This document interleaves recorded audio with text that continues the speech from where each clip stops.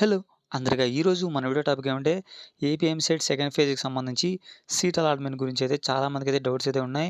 నాకు చాలామంది కామెంట్స్ కూడా చేశారు. వాళ్ళకైతే ఆల్రెడీ రిప్లై అయితే ఇచ్చేసాను గానీ, చాలామందికైతే ఇలాంటివైతే డౌట్స్ అయితే ఉంటాయన్నమాట. నాకు కామెంట్ బాక్స్‌లో అడిగిండేటివి కొన్ని అయితే మీకైతే చూపిస్తాను. మీకు కూడా దాంట్లలో అయితే డౌట్స్ అయితే ఉండొచ్చనమాట. మీకు కూడా క్లియర్ అయితాయి. కాబట్టి వీడియో అయితే ఎక్కడ మిస్ అవ్వకుండా ఫుల్ అయితే చూడండి. ఇక వీడియో అయితే మొదలు పెట్టేద్దాం. అంతకంటే ముందు మన ఛానల్ ఎవరైనా కొత్తగా చూసినోళ్ళు సబ్స్క్రైబ్ చేసుకోండి.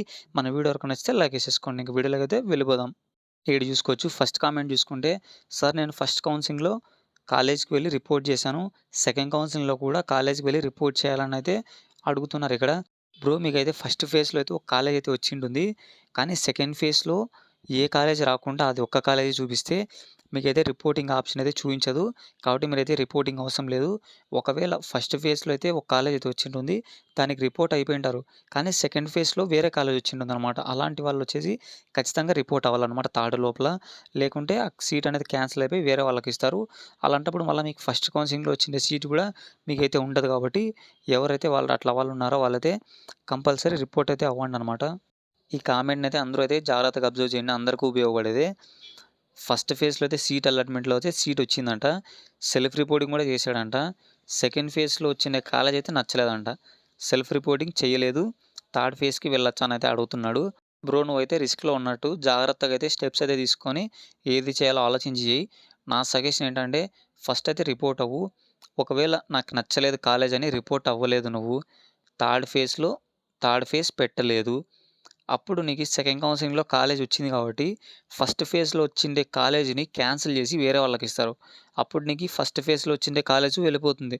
సెకండ్ ఫేజ్‌లో వచ్చిండే కాలేజీ నువ్వు రిపోర్ట్ చేయక వెళ్ళిపోతుంది. థర్డ్ ఫేజ్ పెట్టలేదు. అప్పుడు ఏం చేస్తావు బ్రో? కాబట్టి ఫస్ట్ అయితే నువ్వు రిపోర్ట్ చెయ్యి. థర్డ్ ఫేజ్ ఉంటే ఉండుతుంది. లేదా లేదు. కానీ నీకైతే హెల్ప్ కదా! ఎందుకంటే ఒకవేళ ఈ సీట్ ఎళ్ళిపోయిందంటే సెకండ్ ఫేజ్‌లో మేనేజ్‌మెంట్ కోటా కింద చానా అయితే అమౌంట్ అయితే ఖర్చవుతుంది. ఇదే మేలనమాట. కాబట్టి నా సజెషన్ ఏంటంటే ఫస్ట్ అయితే కాలేజ్‌లో అయితే రిపోర్ట్ అవ్వు. తర్వాత నెక్స్ట్ థర్డ్ ఫేజ్ ఒకవేళ ఉంటే వెబ్ ఆప్షన్స్‌లో పెట్టుకో. లేదంటే ఇంక ఈ కాలేజ్ డే స్కాలర్ గాని అలా అయితే అప్ అండ్ డౌన్ గాని చేసుకో. ఇక్కడ థర్డ్ కామెంట్ చూసుకుంటే, బ్రో నాకు ఫస్ట్ ఫేజ్‌లో సీట్ వచ్చింది. సెల్ఫ్ రిపోర్టింగ్ కూడా చేశాడంట. కానీ సెకండ్ ఫేజ్‌లో సీట్ రాలేదంట.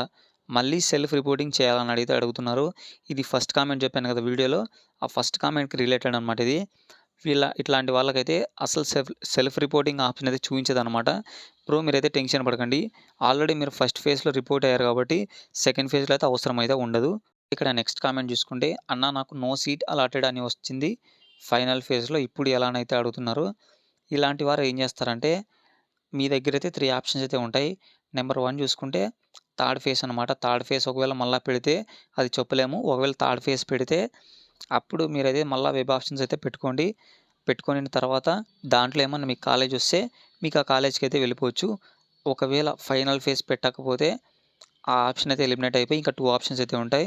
దాంట్లో నెంబర్ 1 వచ్చేసి మేనేజ్‌మెంట్ కోటా. ఒకవేళ ఫీజు అవి ఇవి అని మీరు ఒకవేళ ఈ ఆప్షన్స్ అయితే ఎలిమినేట్ చేసుకుంటే నెక్స్ట్ ఆప్షన్ చూసుకుంటే లాంగ్ టర్మ్ అనమాట.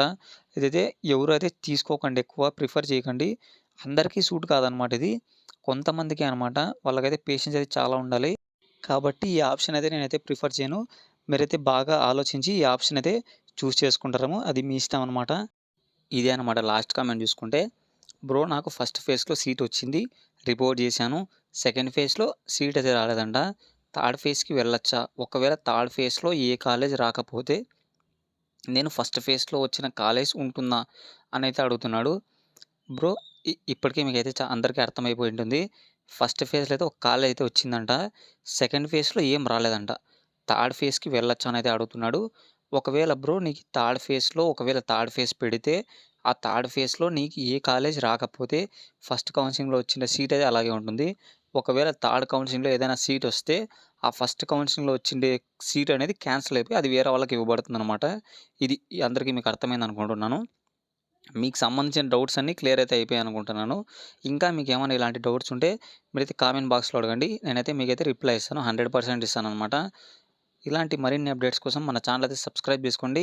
మన వీడియో వరకు నచ్చితే లైక్ ఇచ్చేసుకోండి.